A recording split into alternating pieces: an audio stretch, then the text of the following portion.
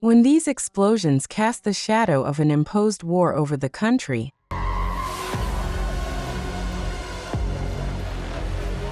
Iran, having warned for a long time that it would respond to any direct or indirect aggression, any act of aggression, direct or indirect, will be met with a decisive, proportionate, and lawful response under Article 51 of the Charter. This time chose not to limit its response to Tel Aviv. Instead, it expanded the battlefield to a much broader regional scope. Now, Iranian missiles, in addition to Israel, are also heading to bases like Al Dhafra in the UAE, which is the headquarters of the CENTCOM Eye in the Sky. Or they strike Al Udeid, America's logistical giant in the region.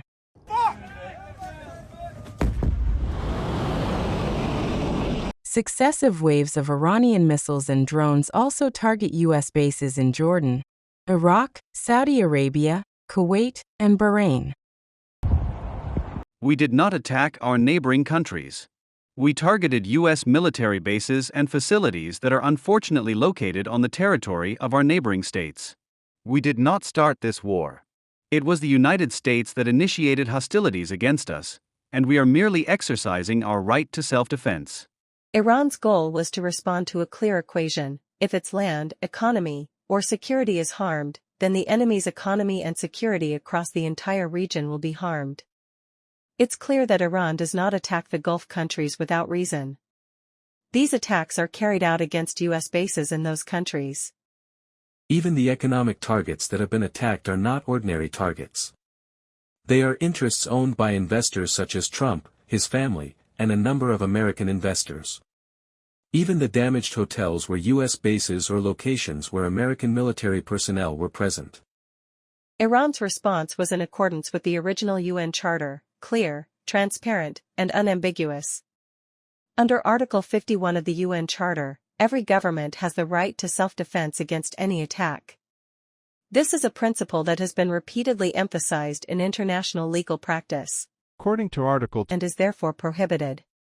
Transfer of troops, equipment, and munitions through the territory of neutral states is prohibited. Under Article 3, the construction of communication facilities on the territory of neutral states is prohibited, and according to paragraph B of the same article, even the use of communication facilities that were established before the war on the territory of neutral states constitutes a violation of neutrality and is therefore prohibited. Under Article 3 of UN General Assembly Resolution 3314, 6, if a country allows its territory to be used for an attack against a third party, that constitutes an act of military aggression.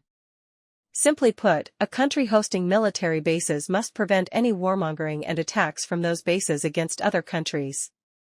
In addition to repeated protests, Iran has lodged complaints in 7 separate letters, both to the UN Secretary-General and to the President of the Security Council, regarding U.S. military actions using the territory and airspace of 7 regional countries. Iran has stated that countries must not only observe international rules but also respect good neighborly relations.